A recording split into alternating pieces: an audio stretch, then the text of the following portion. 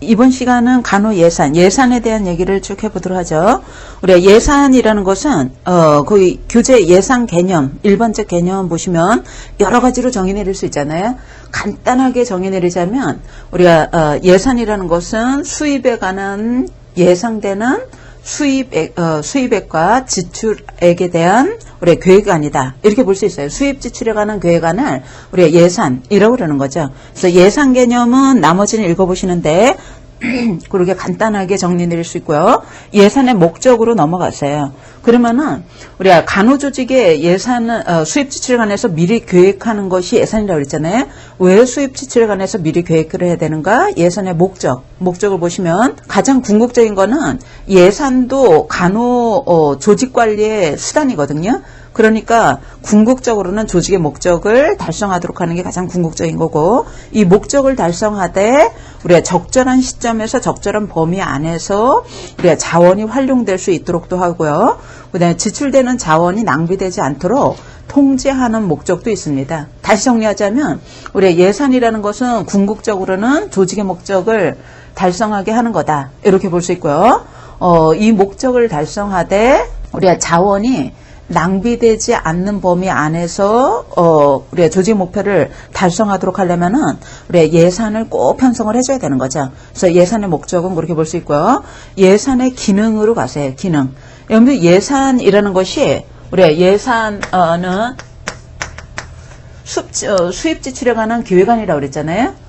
그러면은 요 수입 지출에 관해서 기획한다는 것은 우리가 기획 기능도 갖고 있고요. 우리가 기획 기능도 있는 거고, 그 다음에 미리 수입 지출에 관해서 기획하고 난 다음에 우리가 지출을 하게 되면 정해진 시기에 정해진 범위를 벗어나지 않겠죠. 그러니까 자원이 낭비되지 않도록, 즉 통제하는 기능도 갖고 있습니다. 그래서 우리 교재에 간호부의 예산 기능 이렇게 해서 나왔는데 우리가 기획하는 기능도 있고 통제하는 기능도 있다는 거죠. 이거를 우리가 자세하게 풀어놓은 거다 이렇게 보시면 돼요. 그러면은 구체적으로 예산의 기능을 볼 것 같으면 우리가 관리자로 하여금 간호의 재반활동 비판적 창조적으로 분석하게 한다라고 그랬죠. 미리 수입 지출에 관해서 교육하게 되면은 우리가 간호 활동에 대해서 비판적, 여러분들 활동을 분석해야지 예산을 편성하는 거거든요. 비판적 창조적으로 분석할 수 있도록도 해주고, 그 다음에 관리자로 하여금 현재보다 미래지향적이 된다. 우리 앞으로 수입 지출에 관해서 미리 계획한다는 것이 좀 더 미래지향적으로 되게끔 해주는 기능도 있고요. 그 다음에 관계자들의 정보 교환 효과적으로 이루어질 수 있다는 것. 미리 수입 지출에 관해서 계획하게 되면 관련 부처의 관계자들 간에 미리 정보 의사소통도 가능해지겠죠. 정보 교환도 이루어질 거고요. 자원 활용과 직원의 능률을 자극한다라고 그랬죠. 자원을 잘 활용할 수 있도록도 우리가 계획할 수 있고, 그 다음에 예산이 기획되면은 우리가 집행할 때 낭비하지 않으면서 업무 활동을 집행할 수 있다는 거예요. 그래서 능률을 자극하기도 한다는 거고, 그 다음에 연중 계획을 기별, 월별로 실시할 수도 있고, 또한 미리 사업 지출과 수입에 관해서 미리 계획하게 되면은 그때마다 우리가 승인 교섭하는 절차로움도 번거로움도 막을 수가 있겠죠. 미리 우리가 일정 기간 동안에 사용하게 될 지출에 관해서 미리 계획하는 거기 때문에 그때마다 승인 교섭하는 번거로움을 덜 수도 있고요. 그 다음에 통제를 위한 기준점이 되기도 합니다. 수입 지출에 관해서 미리 계획한다는 것이 그걸 벗어나지 않도록 우리 집행하는 동안에는 통제하는 기준점이 될 거 아니겠어요? 그래서 통제의 중거점이 되기도 하고요. 그다음에 업무의 시작, 수행, 업무의 질을 평가하는데 결국은 우리가 통제하는데 우리가 기준점이 되니까 업무 활동을 통제 또는 평가하는데 도움이 될 수도 있고, 또 예산에 우리 병원에서 활용할 수 있는 자원이 한정돼 있잖아요. 이거를 미리 예산을 편성하게 되면 부서 간에 적절하게 균형 있게 우리 예산을 할당할 수 있겠죠. 그래서 전체 병원 조직의 균형을 유지할 수도 있고 또 조직의 목적을 달성하도록 우리 미리 계획하니까 집행을 할 거 아니겠어요? 그래서 목표 달성하도록 노력하도록 동기부여하는 효과가 있을 거고 또 집행하는 동안에 지속적으로 어떤 행동을 해야 되는가 상기시켜주는 효과도 있죠. 그래서 예산 기능을 우리 교재에서 구체적으로 쭉 나열해 놨는데 결론적으로 우리가 크게 두 가지로 보자면은 수입지에 관해서 미리 계획한다는 기획 기능도 갖고 있고요. 우리가 집행하는 동안에는 불필요하게 낭비되지 않도록 기획한 대로 사용하는 거잖아요. 통제 기능이 있다. 이렇게 볼 수 있습니다.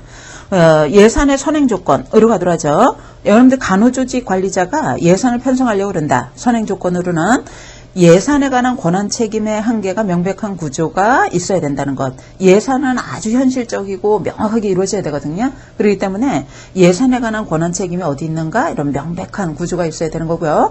여러분들 간호부 예산은 간호조직의 장이 짤 거고 간호단위 예산은 간호단위의 그 관리자, 수간호사가 짤 거 아니겠어요? 그래서 어떤 권한이 어떤 권한과 책임이 어디에 있는가 명백해야 되는 거고 그 다음에 예산은 아주 실현 가능하도록 즉 현실적으로 작성해야 되니까 신빙성 있는 통계 자료가 필요합니다. 거기 예로 나온 것이 병상 점유율이라던가 회전율이라던가 뭐 평균 재원 환자 수라던가 이런 것들이 신빙성 있는 우리가 정확한 통계 자료가 있어야지만이 예산을 편성할 수 있겠죠. 그죠? 이런 것들이 선행 조건이 될 수 있고 또한 예산은 대중이 필요로 하고 제공할 수 있는 서비스, 타당한 목표를 기초. 이건 당연한 거죠. 우리가 목표에 기초해서 예산도 편성하는 거고요. 그 다음에 예산 과정에 참여하는 관리자는 지식과 기술을 당연히 갖고 있어야 되죠. 뭐 이런 것들은 당연한 거고. 그다음에 예산 개발에 참여하는 직원은 또 상위 조직, 우리가 간호부 조직의 상위 조직이 병원 조직이기 때문에 병원 조직의 목표 지평에 대해서 미리 다 알고 있어야 될 거고요. 거기다가 간호부에서 예산을 짜려면은 병원에서 간호부 예산에 대한 권한을 간호부에 위임을 했어야 돼요. 자율권이 부여되어 있어야 된다는 것. 만약에 병원에 예산부서가 따로 있어서 간호부 예산을 병원부서 예산부서에서 짠다. 간호부에서 예산을 편성할 수 없죠. 그렇기 때문에 간호부서에서 예산이 편성되도록끔 자율권이 위임이 돼 있어야 되겠고요. 네, 바람직한 예산을 하기 위해서는 간단, 명확, 융통성, 균형성 이런 것들이 있도록끔 예산을 편성을 해줘야 되는 거예요. 그래서 선행 조건은 이런 것들이 미리 갖춰져 있어야 될 거다는 거죠. 그 다음에 용어 정의로 넘어갑시다. 여러분들 용어 예산과 관련해서 우리가 사용되는 용어가 있는데 이 용어 정의가 간혹가다 문제 기출문제 같은 거 풀어보시면은 우리가 용어 정의가 관한 문제가 나오거든요. 근데 용어 정의에서도 우리 교재의 원가라던가 이런 거 꼭 알아주셔야 되고 그리고 문제로 여러 번 다뤄졌는데 교재에서 조금 빠져있는 내용이 뭐냐면 우리 재무제표에 대한 용어 개념이 좀 빠졌거든요. 네, 그거 문제 기출문제로 많이 다뤄집니다. 그래서 어디 빈 공간에다가 우리 재무제표 이렇게 쓰시고 메모해 두세요. 우리가 재무 우리 예산도 재무와 관련해서 수입 지출을 하면서 계획하는 거잖아요. 요 재무와 관련해서 사용되는 우리가 총표 우리가 표들이 있죠. 요 재무조표 종류 중에서도 요거 왜 메모해 두는 거냐면 이미 문제로 몇 번 출제가 됐었거든요. 그래서 빈 공간에다가 메모해 두세요. 요 재무제표 중에서도 우리가 대차, 대조표라는 것이 있는데 요 대차, 대조표라는 것은 재무와 관련된 표 중에서도요. 일정 시점이에요. 일정 우리가 시점에서 우리가 자산이 어떤가, 우리가 자산이라던가, 그다음에 부채라던가, 자본이라던가 이런 재무 상태를 나타내 주는 거예요. 등의 재무 상태, 우리가 재무 상태를 나타내 주는 표를 우리가 대차 대조표라고 그럽니다. 그래서 요 어쨌든 문제로 나왔던 거거든요. 요 개념 알아두시고 많이 쓰는 재무제표 종류 중에 하나예요. 그래서 대차 대조표라는 것이고요. 그다음에 손익계산서라는 게 있는데 요 손익계산서라는 것은 요 우리가 조직에서 업무 수행할 때 들어가는 걸 얘기하는 거예요. 뭐 손해라고도 볼 수 있지만 들어가는 비용이라고 보시면 되겠죠. 손과 요 이익 나오는 거겠죠. 이익. 그래서 요 손익계산서라는 것은 여러분들 들어오고 나간 거를 보려면은 시점에서 안 되겠죠. 일정 기간이에요. 기간. 시점이 아니라 요거는 기간. 기간에 있어서 들어가는 거를 화폐로 다 환산하는 것을 비용이라고 그러는 거예요. 비용과 여기서 이익은 나오는 걸 얘기를 하는 거죠. 그죠? 이익에 관한 우리가 그 표를 우리가 손익계산서라고 그럽니다. 요 들어가고 나온 것 결국은 뭐겠어요? 경영의 성과겠죠. 그죠? 경영 성과라고 그러는 거예요. 경영 성과에 대해서 나타내준 표를 우리가 손익계산서라고 그러는 거고요. 그 다음에 현금, 우리가 흐름표라고 하는 것은 이 현금의 흐름 상태를 나타내주는 표 아니겠어요? 그러면은 현금의 흐름 상태를 보려면은 이것도 시점에서 안 되겠죠. 일정 기간이겠죠. 일정 기간에 요거는 현금 흐름표니까 우리가 현금의 조달과 사용이에요. 우리가 현금의 우리가 조달이 어떻게 이루어지고 어떻게 사용되는가 요거를 나타내준 표를 현금 흐름표라고 그럽니다. 문제로 뭐 몇 번 나왔던 거니까 메모해 두시고, 그 다음에 우리 교재 보시면은 용어 정의에서 원가라는 게 있죠. 원가. 예, 요 원가에 대한 개념을 짚고 넘어가도록 하죠. 여러분들 원가, 영어로 코스트잖아요. 번역할 때 원가로 번역하는 사람도 있고, 우리가 비용으로 번역하기도 해요. 비용. 같은 겁니다.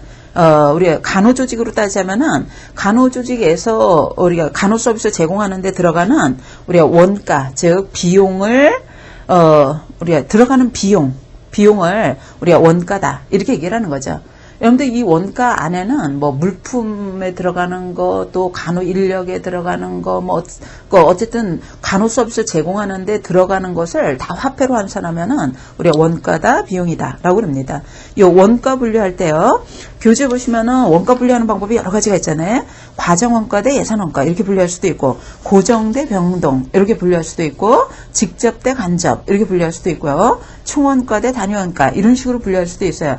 분류하는 방법은 여러 가지가 있습니다. 근데 그 중에서도 우리는 문제를 준비하시는 분들이기 때문에 시험을 준비하시는 분들 아니겠어요? 시험에서 주로 우리가 원가 종류 중에서도 많이 언급되는 거 위주로 우리가 다룹니다. 그 중에서 문제에서 많이 다뤄지는 것이 고정원가 대 변동원가, 그 다음에 직접원가 대 간접원가 이런 말이 많이 나올 거거든요. 요거 위주로 여러분들 정리해 두세요. 나머지는 간단하게 보시고, 우리가 고정원가 대 변동원가다 이렇게 얘기할 때는 우리가 고정원가는 원가가 딱 고정되어 있다는 거잖아요. 여러분들 간호 단위의 그 예산을 짜는 수간호사다 이랬을 때 그 1년 동안의 예산을 편성할 때 고정적으로 들어가는 게 있겠죠. 그죠? 환자 수 증감과 관계없이 일정하게 들어가는 원가가 있을 거예요. 비용이 있을 거예요. 이거를 고정원가라고 그럽니다. 예? 그래서 환자 수라던가 입원 날짜 수라던가 이런 거 관계없이 늘 일정하게 들어가는 비용을 얘기를 하는 거죠. 예를 들자면은 그 간호 단위에서 일하는 간호사 중에서도 우리가 고정적으로 일하는 간호사가 있고 시간제로 고용한 간호사들이 있겠죠. 우리가 고정적으로 일하는 간호사에 대한 비용은 고정원가겠죠. 일정하게 계속 들어갈 거 아니겠어요? 그런데 우리가 그 시간제 간호사, 우리가 PRN 같은 경우에는 그 입원 환자가 많으면은 일시적으로 고용했다가 뭐 그렇지 않았다가 뭐 이렇게 되는 거죠. 환자 수라던가 입원 기간에 따라서 달라지는 원가를 변동원가, 변동비 이렇게 얘기를 하는 거예요. 변동원가. 그래서 시간제 간호사에 관한 비용은 우리가 변동원가로 분류를 하는 거고, 고정적으로 일하는 간호사에 대한 비용은 우리가 고정원가라고 볼 수 있죠. 그죠? 그래서 물품도 마찬가지예요. 간호 단위에 사용되는 물품에 관한 원가도 고정적으로 들어가는 거 있고요. 환자 증감 관계없이 여러분들 배드 수에 따라서 일정하게 들어가는 것도 있거든요. 이런 거라던가 이런 것들은 고정원가에 들어가는 거고, 여러분들 환자 수에 따라서 달라지는 소모품 같은 거 있죠. 이런 것들은 그때그때 따라 좀 다르게 편성이 됩니다. 그래서 이런 것들은 변동원가로 분류하는 거죠. 그 다음에 직접원가 대 간접원가 이렇게 분류할 수도 있는데, 이건 뭐로 분류하는 거냐면 직접 환자 접촉을 통해서 간호할 때 들어가는 원가를 산정했으면은 직접 원가라고 그러는 거고요. 환자 간호하는 상황과 관계없이 재반할 그 나머지 활동에 들어가는 비용을 간접 원가라고 그러는 거예요. 그래서 직접 간호 서비스 제공에 필요한 원가를 직접 원가, 그 외의 활동에 필요한 원가를 간접 원가라고 그러는 거죠. 예를 들자면 우리가 환자에게 직접 교육을 한다던가, 그 다음에 뭐 드레싱을 한다던가, 간호 서비스 제공하는 거에 들어가는 원가라면 직접 원가인데, 만약에 그 간호 제공하는 사람들의 뭐 교육 훈련에 들어가는 비용이다, 뭐 이런 것들은 간호 서비스 직접적으로 제공하는 거와 관련된 비용이 아니죠. 이런 것들은 그 간접적으로 들어가는 비용에 들어가는 거예요. 그래서 이런 것들은 간접 원가에 들어가는 거죠. 그죠?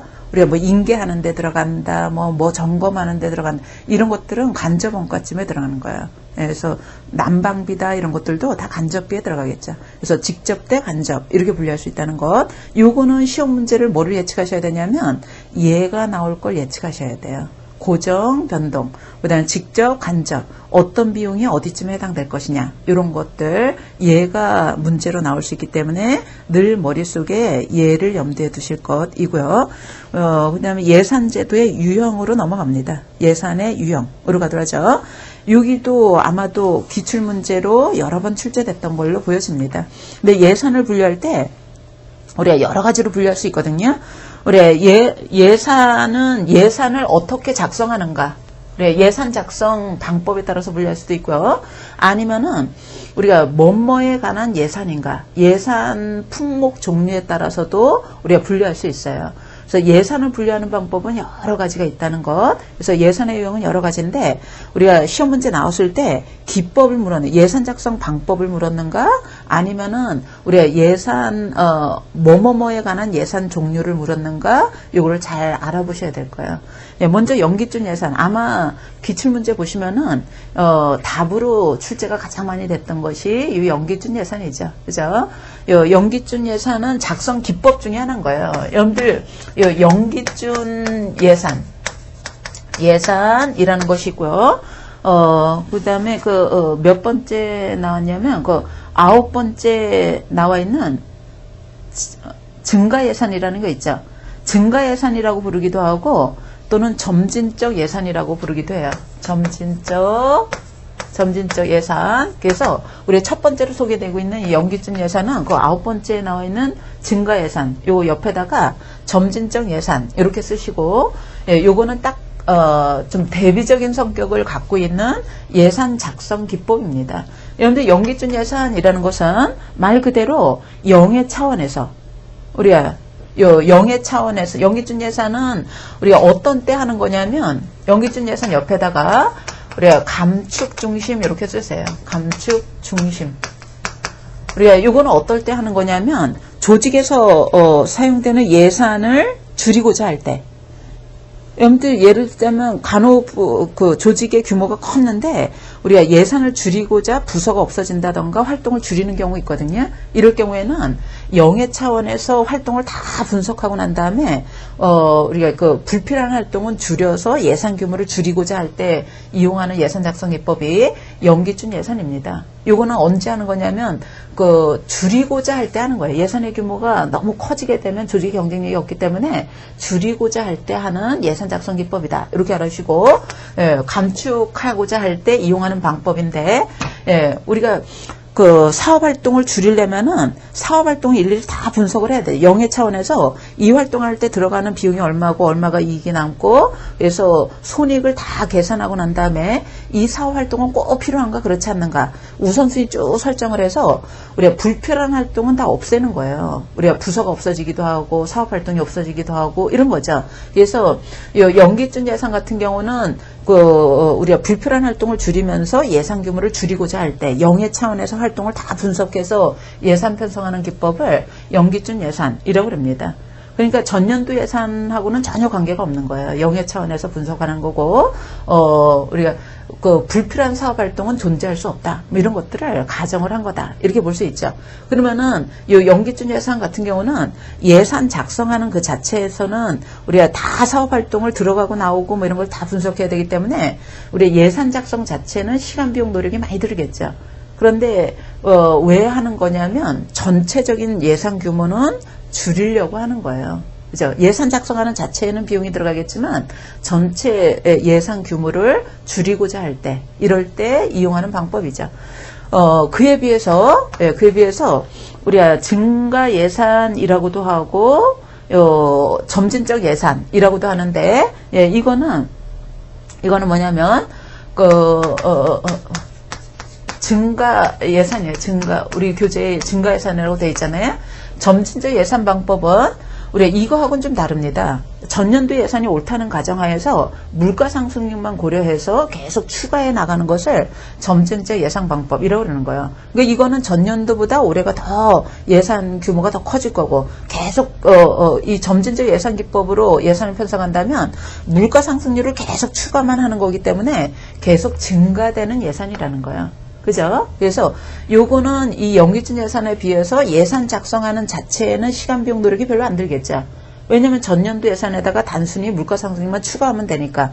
그리고 특별한 기술이 필요 없잖아요. 근데 문제점은 뭐냐면 예산 규모가 커진다는 게 문제가 되는 거예요. 그래서 요렇게 알아보셔야 돼요. 연기준 예산 설명했는가, 점진적 예산 설명했는가, 이거 알아보시되 일단 문제는 여기서 주로 나옵니다.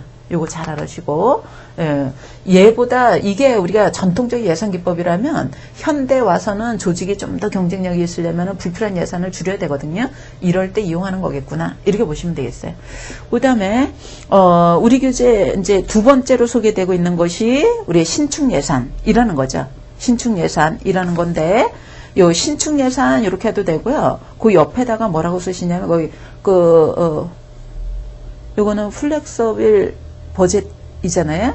그러니까 번역할 때 신축 이렇게 번역해도 되는 거고 그때 우리가 변할 수 있다는 거예요. 그래서 요거는 뭐라고 할 수도 있냐면 우리가 변동 예산이라고 해도 돼요.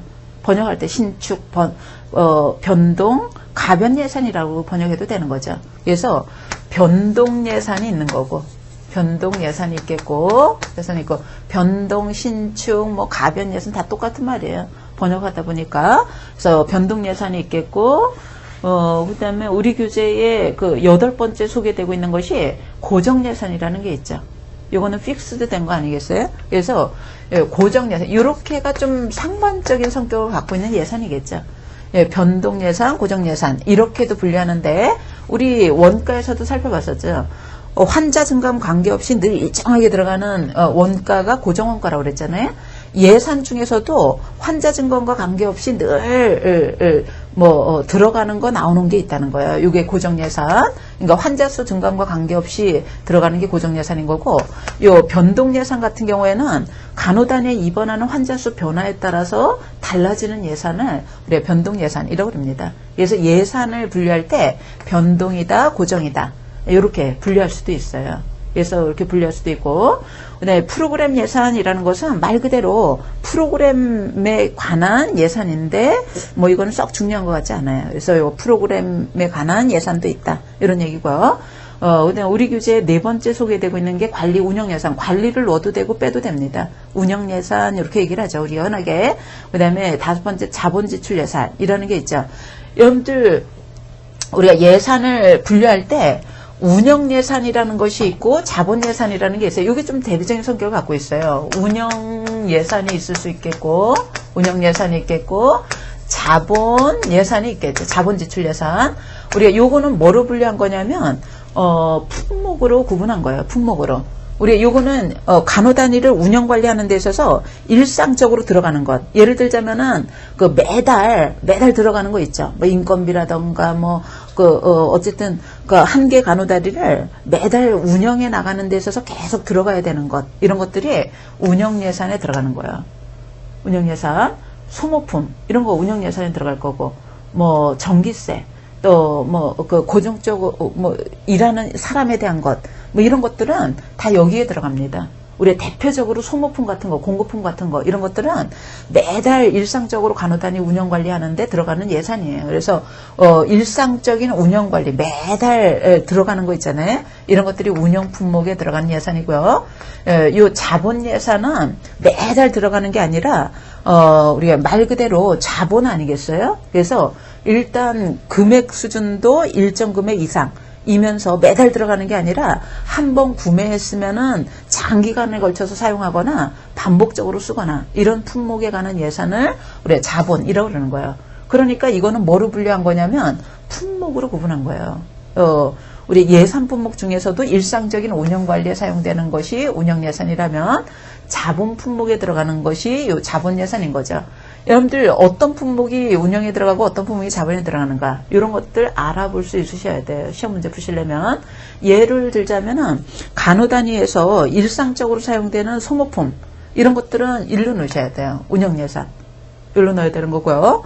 그에 비해서 비품이라는 거 있죠. 우리 비품 뭐 월오투 뭐 그다음 가습기 뭐 휠체어 뭐 이런 것들은 한번 구입하면은 우리가 그 일상적으로 계속 구입해서 쓰고 이런 게 아니잖아요. 한번 구입하면은 일정 기간 계속 반복해서 쓰는 거죠. 요 비품 같은 거는 자본으로 넣습니다. 그래서 우리가 운영 품목에 들어갈 것인가 자본 품목에 들어갈 건가 요게 아마 문제에서 답이 문제로 출제가 될 수 있는 거고요. 그 예가 교재에 나와 있어요. 그래서 그 예는 여러분들 꼭 보시기 바랍니다. 그 다음에 6번째 소개되고 있는 것이 물자 소비 예산, 7번째 소개되는 게 인사 예산이죠. 여러분들 말 그대로 간호 단위에서 간호하는 데 있어서 물자에 들어가면은 물자 소비 예산이라고 그러는 거고요. 그 다음에 사람에 들어가면은 인력 예산이라는 거죠. 인사 예산 또는 인력 예산이라고 그러겠죠. 여러분들 운영 예산, 자본 예산 중에서 뭐 딱히 어디에만 관계 있다 라기보다는 주로 그렇게 공식화 시킬 수는 없지만은 요 운영 예산과 관련성이 높아요. 일상적으로 들어가는 운영 품목 중에서도 물자가 있고 물자에 들어가는 것이 있고 사람에 들어가는 게 있겠죠. 그래서 물자에 들어가는 것만 모은 예산이 물자 예산일 거고 사람에 들어가는 것은 인력 예산에 들어가는 거죠. 그래서 이렇게 분류할 수도 있고요. 그 다음에 그 8번째 고정 예산은 우리가 좀 전에 봤죠. 변동과 고정. 증가 9번째 소개되는 증가 예산은 점진적이라고도 한다 그랬잖아요. 연기준하고 점진적 이렇게 비교해 주시면 되고 거기 우리 교재 10번째 소개되고 있는 개방식 예산이라는 것이 있는데 요 개방식 예산은 우리가 개방 예산이 있으면은 반대로 뭐가 있겠어요? 우리가 폐쇄적인 예산이 있겠죠. 그죠? 그래서 요 개방 예산은 개방 예산이라는 것은 우리 예산에 관한 것을 말 그대로 오픈하는 거죠. 오픈하는 예산이고, 요거는 공개되지 않는 예산을 얘기를 하는 거예요. 그래서 개방과 폐쇄. 근데 별로 시험 문제 요거 안 나옵니다. 요 지워도 무방할 것 같고요. 그 다음에 마지막으로 소개되고 있는 것이 성과 예산 아니겠어요? 이거 꼭 알아두셔야 돼요. 예. 여러분들 성과 예산이라는 것이 있는데, 성과 예산이라는 게 있고요. 또는 성과주의라고 보통 시험 문제 나와요. 성과주의 예산 이렇게 나옵니다. 성과주의 예산이라는 것이 있고 우리 교재에 들어가 있지 않는데 간혹 문제로 나오는 게 품목별 예산이라는 게 있어요. 품목별 예산이라는 게 있습니다. 요거 하나 더 집어넣으세요. 그래서 품목별 예산과 성과주의 예산 이렇게 분류할 수도 있습니다. 이것도 뭐로 구분한 거냐면 예산 작성 기법으로 분류한 거예요. 여러분들 예산 작성 기법으로 연기준 예산, 점주익 예산 이런 기법이 있다 그랬잖아요. 이런 방법도 있는 거고요. 예산 작성 기법에서 품목별 예산과 성과주의 예산 이런 기법도 있어요. 요 예산 품목별 예산은 이거는 뭐를 중심으로 한 거냐면 우리가 요 품목 중심으로 예산을 편성하는 기법을 품목별 예산이라고 합니다. 여기서 품목이라는 것이 우리가 지출해야 되는 품목이에요. 그래서 이걸 뭐라고도 하냐면 지출 중심이다. 이렇게도 얘기를 하고요. 지출 중심 또는 우리가 예산을 편성할 때 어느 항목, 어느 품목에 얼마만큼 지출해야 되는가 이렇게 작성하는 기법을 품목별 예산이라고 그러거든요. 그러니까 지출 중심으로 작성한 예산 작성 기법이다라고 얘기할 수도 있고 요 지출 중심으로 예산을 작성하는 거는 왜 작성하는 거냐면 이 지출이 꼭 필요한 지출이냐 그렇지 않느냐 이거 보려고 그러는 거거든요. 그러니까 불필요한 지출은 하지 않기 위해서 작성하는 방법이에요. 불필요한 지출을 통제하려고 하는 방법이기 때문에 뭐라고 나와도 맞냐면 통제 중심이라고 나와도 맞습니다.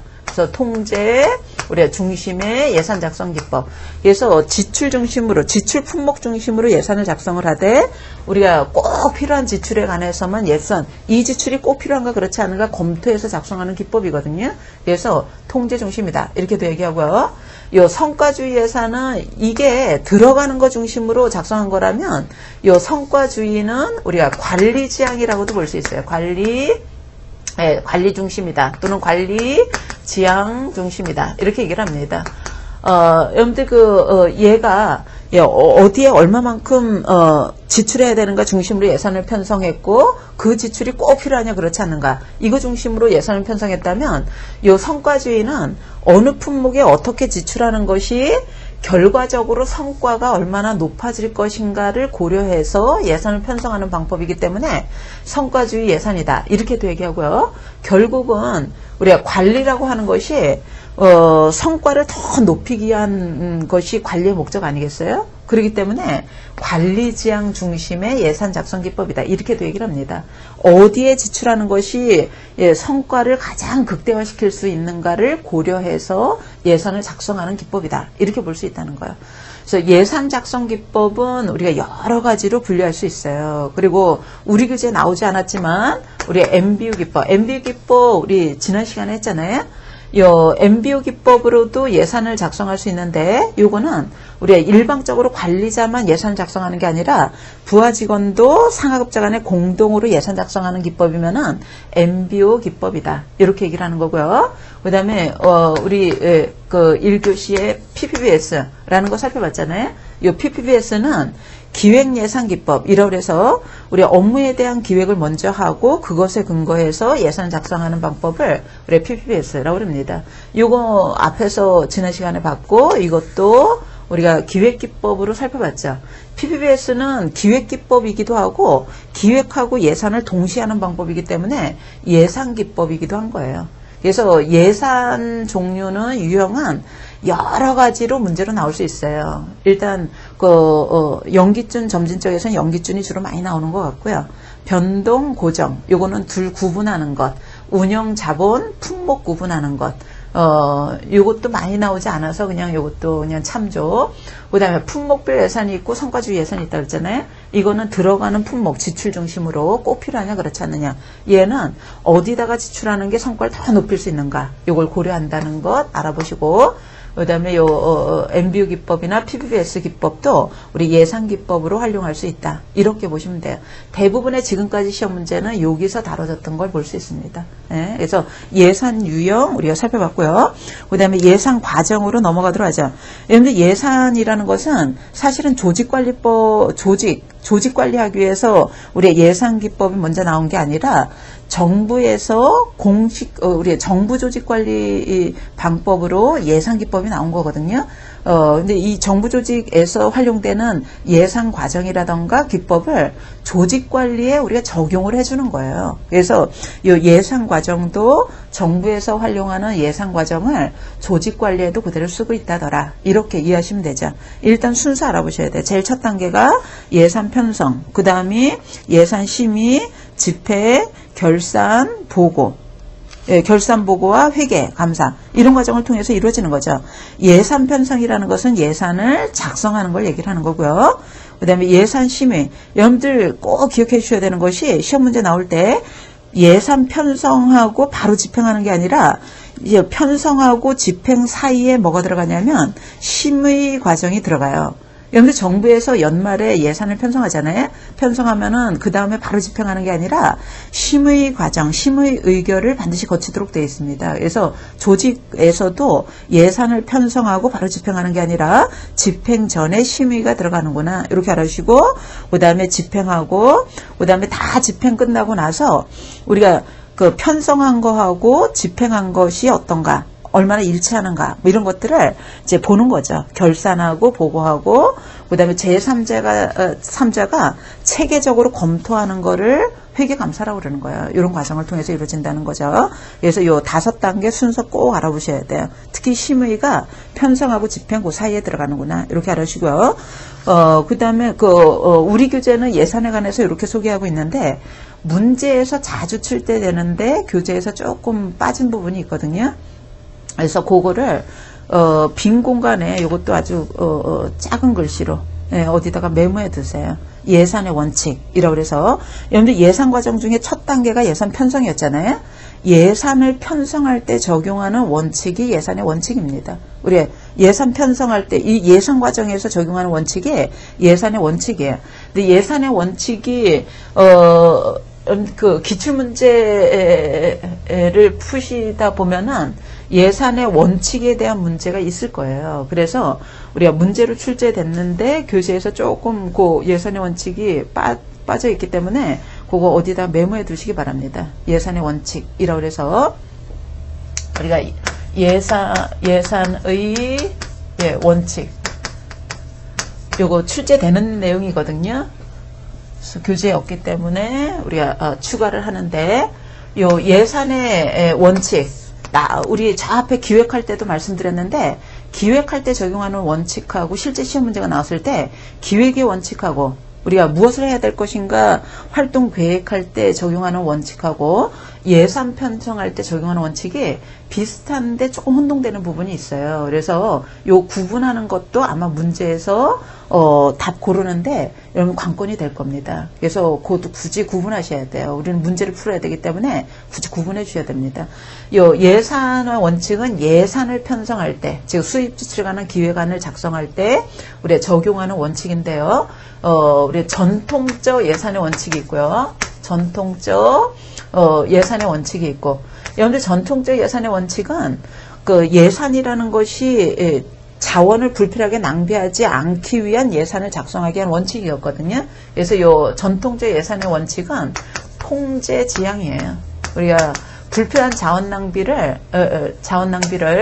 막기 위해서 이런 원칙을 제시했어요. 네오마르크라는 사람이 제시했는데 요 전통적 예산의 원칙, 통제 지향의 원칙 8가지.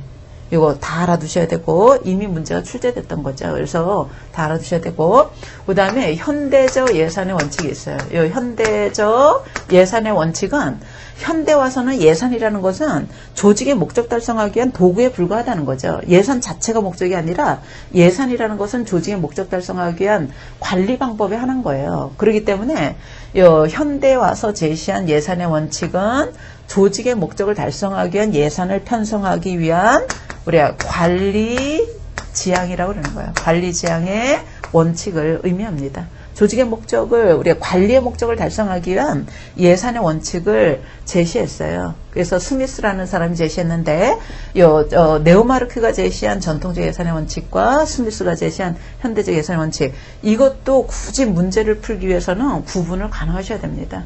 그래서 예산의 원칙과 기획의 원칙 헷갈리지 않도록 그 다음에 전통적 예산의 원칙을 물었는가 현대적 예산의 원칙을 물었는가 이거 알아보시는데 문제에서 아무 얘기 없이 예산의 원칙이 나오잖아요. 그러면 이걸 적용하시면 돼요.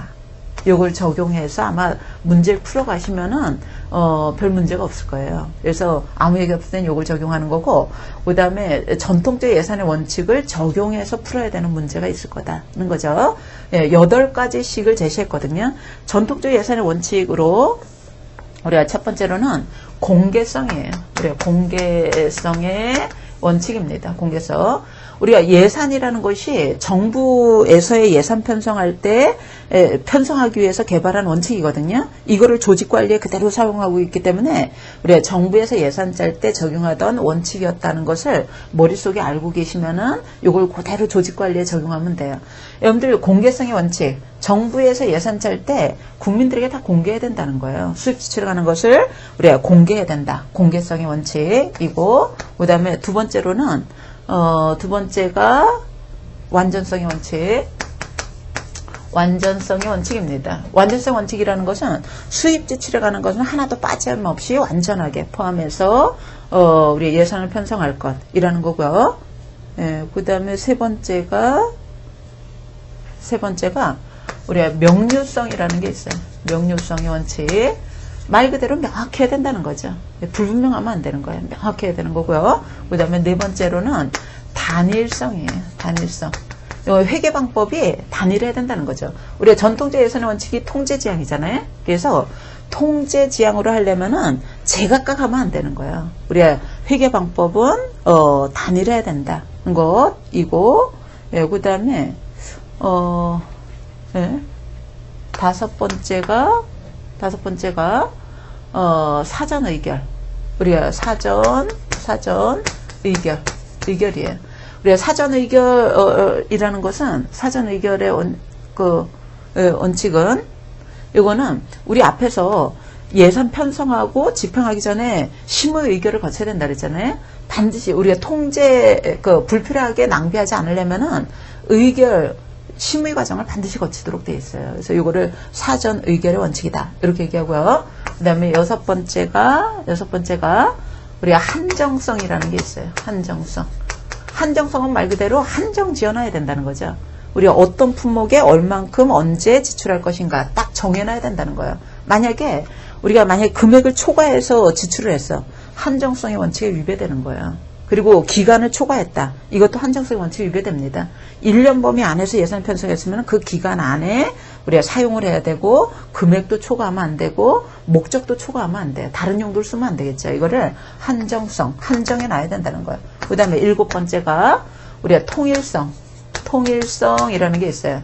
통일성은 수입은 수입으로, 지출은 지출로 묶어야 되는 거예요. 수입과 지출을 연결하면 안 되는 거예요. 그래서 수입은 수입으로 통일, 지출은 지출로 통일할 것이 통일성의 원칙입니다. 우리 정부 예산 중에서 이거를 위배한 것도 있죠. 예를 들자면은 건강보험 수입은 건강보험에 지출하고 이런 것들은 수입과 지출을 연결한 거기 때문에 이 통일성 원칙에 위배된 거예요. 그래서 요즘에는 위배돼서 적용되는 것도 많이 있지만은, 일단 우리 통제 지향으로 하려면은 수입은 수입으로 지출은 지출로 통일하는 게 통제에 유리한 거죠. 그래서, 통일해야 된다. 통일성의 원칙이고, 그 다음에 여덟 번째가 엄밀성이라는 게 있어요. 엄밀성. 어려운 말이죠. 엄밀성. 요거는 우리가 수입 지출에 관해서 기획한 거는 나중에 결산 볼 때 우리 예산 편성한 거하고 결산 본 거하고가 아주 정확하게 들어맞아야 돼요. 요거를 엄밀성이라고 합니다. 그래서 전통제 예산의 원칙은 통제지향, 우리가 통제를 하기 위해서 원칙을 제시했는데 8가지를 제시했습니다. 그래서 요거 또 알아보시고 참조적으로 얘기하자면은 얘가 시험 문제 출제가 됐었어요. 이 한정성의 원칙. 그래서 요거 쭉 설명해 놓고 어떤 원칙과 관계 있는가. 요거 나왔었다더라. 참조해 주시고요. 그 다음에 현대적 예산의 원칙. 요거는 현대 와서는 예산도 조직의 목적을 달성하기 위한 거기 때문에 우리가 관리지향, 즉 조직의 목적을 달성할 수 있도록끔 예산도 편성이 돼야 된다는 거죠. 그래서 요거를 우리가 시험 문제 나올 때 관리지향의 예산이라고 나오기도 하고요. 또는 뭐라고 나오기도 하냐면 합리적 예산 확보를 위한 원칙이다. 이렇게도 나와요. 그래서 문제에서 합리적으로 예산을 확보하기 위해서 적용하는 원칙 이렇게 나오면은 현대적 예산의 원칙을 적용해 주시고, 그리고 오늘날에 와서는 아무 얘기 없으면 얘를 얘기하는 거예요. 현대적 예산의 원칙. 여러분들 현대적 예산의 원칙 첫 번째가 책임이에요. 책임의 원칙. 우리 예산을 편성할 업무에 대한 책임이 있으면 그거에 대한 예산 편성의 책임도 갖고 있다는 거예요. 간호부에 관한 업무 총책임은 간호부가 있기 때문에 간호부 예산 간호부에서, 그 다음에 간호단위의 업무는 간호단위에서 최종 책임이 있듯이 간호단위 예산은 간호단위에서의 책임이 있다는 거죠. 그죠? 그래서 업무와 예산에 대한 책임, 업무에 대한 책임이 있으면 예산에 대한 책임도 있는 거예요. 그래서 책임의 원칙, 이고요. 그 다음에 두 번째로는 계획, 우리의 업무에 대한 계획에 근거해서 예산을 편성해야 돼요. 예산도 조직의 목적을 달성하기 위해서 편성하는 거기 때문에 업무에 대한 계획에 근거해야 된다는 거죠. 이거를 계획의 원칙이라고 그러는 거고요. 그 다음에 세 번째로는 우리가 보고의 원칙입니다. 예산이 우리가 합리적으로 작성되려면은 우리가 보고에 근거해야 된다는 거예요. 아주 명확한 보고에 근거해서 예산을 편성해야 되고요. 그 다음에 네 번째가 자원적 절차의 원칙입니다. 요거는 우리 단일성의 원칙하고 딱 대비적인 원칙인데요. 여기선 통제지향으로 하려면은 회계 방법을 단일해야 된다는 거고, 근데 현대 와서는 예산이라는 것이 통제를 위해서만 그 예산 편성하는 게 아니라 조직의 목적을 달성하려고 하는 거기 때문에 목적을 달성하기 위해서는 예산은 다양하게 허용해야 된다는 거예요. 그래서 이거를 다원적 절차는 다원, 여러 가지로 허용할 수 있다는 거죠. 다원적 절차의 원칙. 그 다음에 다섯 번째가 적절한 수단구비예요. 적절한 수단구비입니다. 구비의 원칙. 우리 예산을 편성하기 위한 적절한 수단을 구비해야 된다. 여섯 번째가 시기 신축성의 원칙입니다.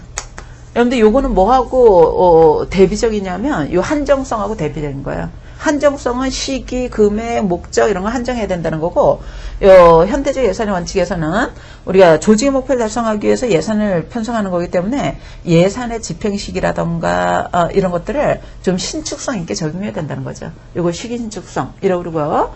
그 다음에 일곱 번째는 재량, 우리가 재량권을 허용해야 된다는 거예요. 그러니까 우리가 전통적 예산의 원칙은 명확해야 된다고 얘기했지만 현대적 예산의 원칙은 우리가 자유재량권을 인정해서 그 부서마다 융통성 있게 하라는 거고요. 그 다음에 여덟 번째로는 예산 기구 상호성의 원칙입니다. 상호성의 원칙이라고 해서 예산을 편성할 때 관련 부처 간에 서로 상호 연계해서 우리가 균형 있게 작성을 해줘야 되는 거예요. 그래서 이 현대적 예산의 원칙은 우리가 조직의 목적을 달성하기 위한 달성하기 위해서 예산을 편성할 때도 합리적으로, 즉 관리지향으로 편성해야 된다라고 해서 이 8가지 원칙을 제시했습니다.